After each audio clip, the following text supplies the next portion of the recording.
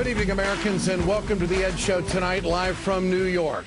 There's a lot of things hitting our hot buttons as Americans tonight. It has been a gut-wrenching and horrific weekend for this country. This is a tragedy that reverberates across this nation, and tonight we ask a lot of questions. Let's just keep one thing in mind. In an elementary school in Tucson, Arizona today, there was an empty desk, and a classroom of 9-year-olds were wondering what happened to their classmate. America, where are we going? A few minutes ago, Jared Lee Loughner, well, he appeared before a federal court, and the 5 charges against him were read. The judge said he's a danger to the community and offered him to be held without bail. That is the most recent picture of the alleged shooter.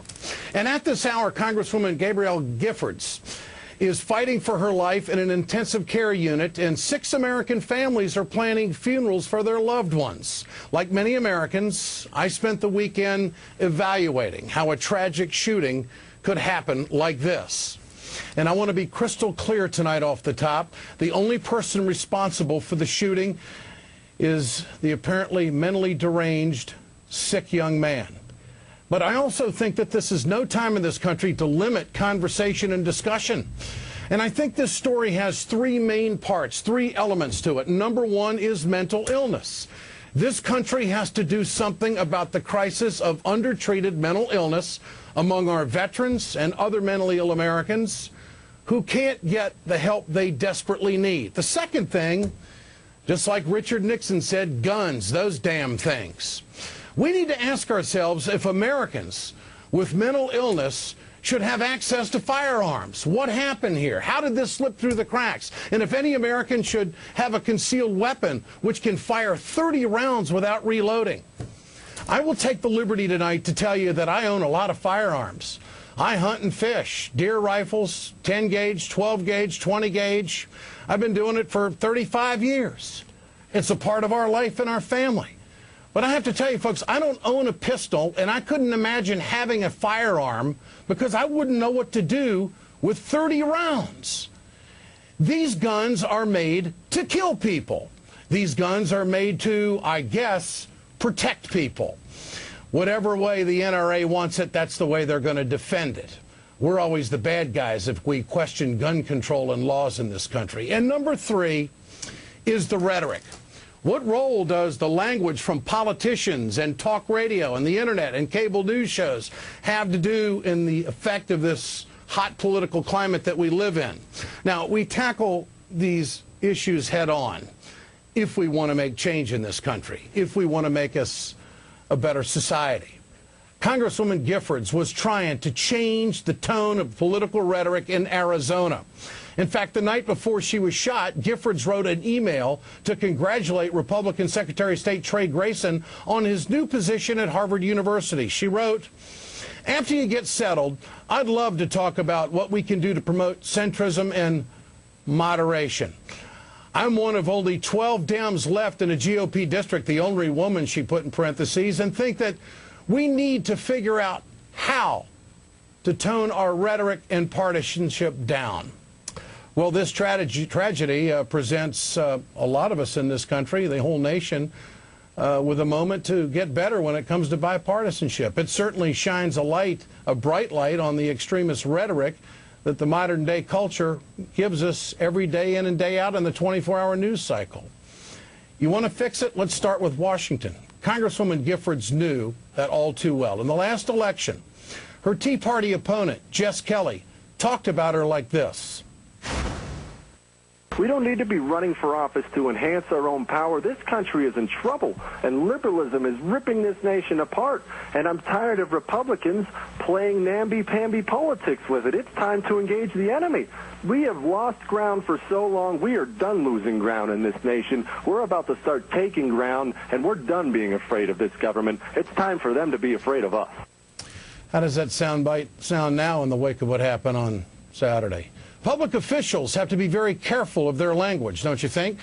Congressman Emanuel Cleaver put responsibility squarely on elected officials in Washington. We are in a dark place in this country right now, and the atmospheric condition is toxic, and much of it originates here in Washington, D.C., and we export it around the country. I think members of Congress either need to turn down the volume, begin to try to exercise some high level of civility, or this darkness will never, ever be overcome with light. There's some pretty strong logic right there. You know, we're always quick to assign blame, but I think mental illness, guns, gun laws, and the rhetoric all play into it. It's all intertwined. And we're having a discussion in this country about anger. Why are we angry? We're never going to be able to change the mood of the country unless we address the radical policies that are being presented in front of people. Is it a radical policy to continue to ship jobs overseas? Do you expect the people out there in the heartland to feel good when their jobs get shipped overseas? Are they supposed to feel real good about that and not be angry? Just this Wednesday, there was supposed to be a vote where the Republicans wanted to take away health care from people with pre-existing conditions. Does that make a lot of people happy? And what about losing your home? We've had a mortgage crisis in this country and people being drummed out of their home after losing their job, losing their credit, not being able to get back into the economy, while they watch the top 2% get the tax breaks and Wall Street run away with taxpayer dollars and all the abuse that's been done when it comes to military spending and independent contracting in Iraq and Afghanistan. Do you think we have a reason to be angry in this country? Look, we're just a reflection of what happens in this country. I'll defend this program. Not one time have I ever advocated overthrowing the government or anything that dealt with a revolution.